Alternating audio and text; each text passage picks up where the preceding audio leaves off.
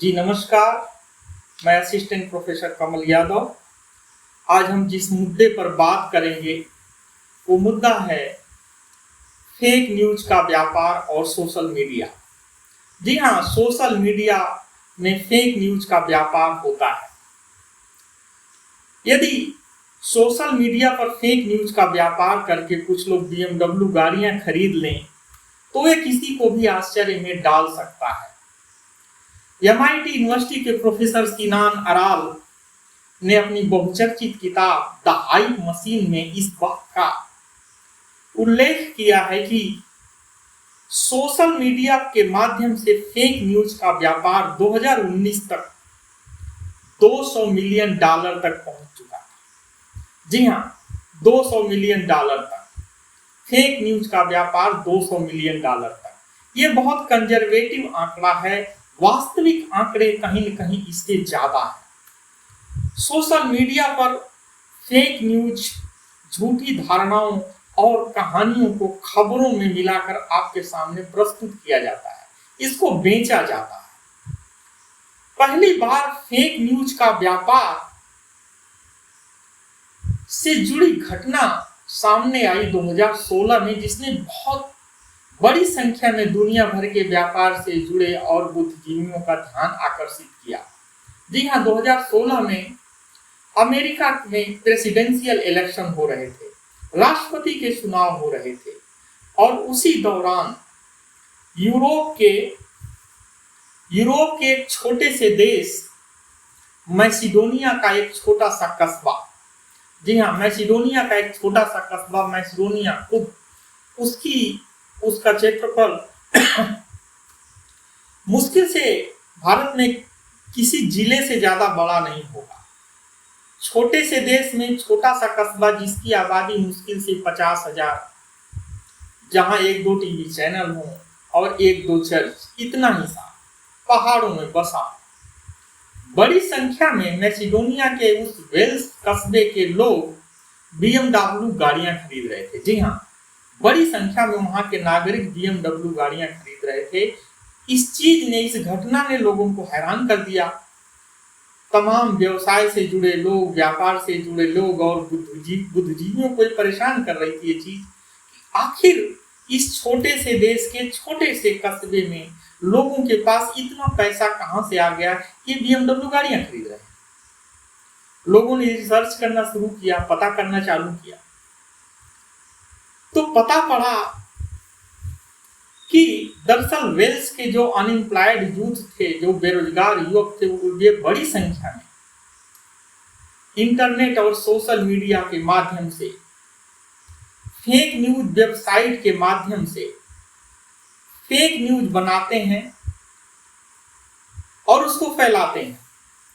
2016 के इलेक्शन में उस कस्बे, मैसिडोनिया के वेल्स कस्बे के लोगों ने बड़ी संख्या में, बड़े पैमाने पर फेक न्यूज को अमेरिका में फैलाया।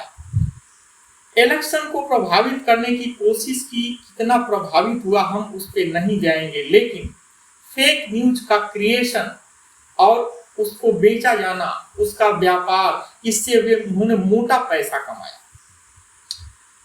अब सवाल उठता है कि एक छोटी सी घटना है, एक छोटे से देश की बात है, ये चीज बहुत व्यापक स्तर पर है। सोशल मीडिया में फेक न्यूज, झूठी धारणाओं, मनगढ़ंत कहानियों को बेचा जाता है और इसके 2 आयाम हैं, एक है बाजार और दूसरा है राजनीति। दोनों में ये चीजें होती हैं। बाजार और राजनीति में फेक न्यूज, मनगढ़ंत कहानियों की महत्वपूर्ण भूमिका है। सिनान अराल कहते हैं कि दरअसल सोशल मीडिया फेक न्यूज का इस्तेमाल करके समाज, राजनीति और अर्थव्यवस्था तीनों को करप्ट कर रहा है। दरअसल जिसे सोशल मीडिया आप कहते हैं, वो सोशल मीडिया सोशल है ही नहीं। दरअसल वो सोशल मीडिया व्यापार और बाजार का हिस्सा है, जिसका मूल मकसद है मुनाफा कमाना, सोशल मीडिया ऐसी चीजों को बेच देता है जो वास्तव में है ही नहीं, खबर नहीं बल्कि झूठी खबर, मनगढ़ंत कहानी, धारणा और विचार को बेचा जाता है, आपके सामने प्रस्तुत किया जाता है, आप उसे कंज्यूम करते हैं, फिर वो आपके विचारों को प्रभावित करता है। सोशल मीडिया आपके विचारों को, इंडिविजुअल के विचारों को प्रभावित करके राजनीति और व्यापार को प्रभावित करता है।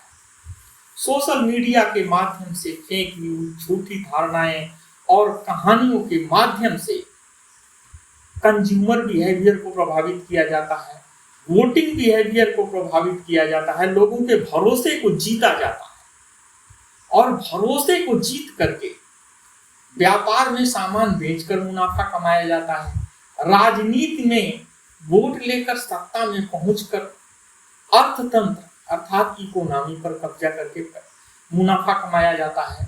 इस तरह से मीडिया जहां एक तरफ बाजार से जुड़ा हुआ है, उतनी ही गहराई से वो राजनीति से जुड़ा हुआ है और इस्तेमाल वो सामाजिक संबंधों और भावनाओं का करता है। जी हाँ, सामाजिक संबंधों और भावनाओं का करता है। सोशल मीडिया इस बात का दावा करता है कि वो लोगों को जोड़ता है, लोगों को खबर सुनाता है, लोगों को अवेयर करता है।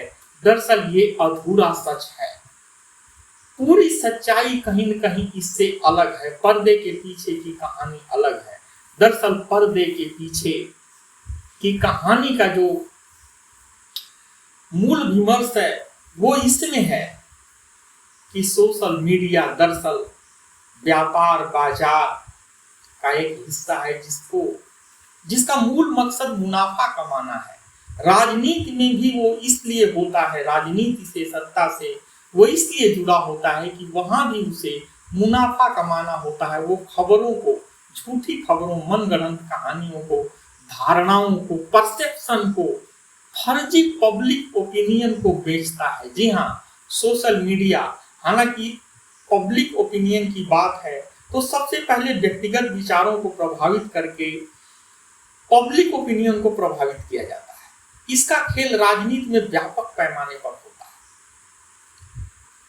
तो इस तरह से देखा जाए तो सोशल मीडिया जो दावा करता है कि वो खबर दिखाता है, लोगों को जोड़ता है, लोगों को अवेयर करता है, दरअसल पर्दे के पीछे की कहानी ये है कि वो झूठी खबरों, धारणाओं, विचारों का व्यापार करता है, लोगों का भरोसा जीतता है, व्यक्ति के विचार को प्रभावित करके समूह के विचार को प्रभावित करने की कोशिश की जाती है, जनमत को प्रभावित करने की कोशिश की जाती है।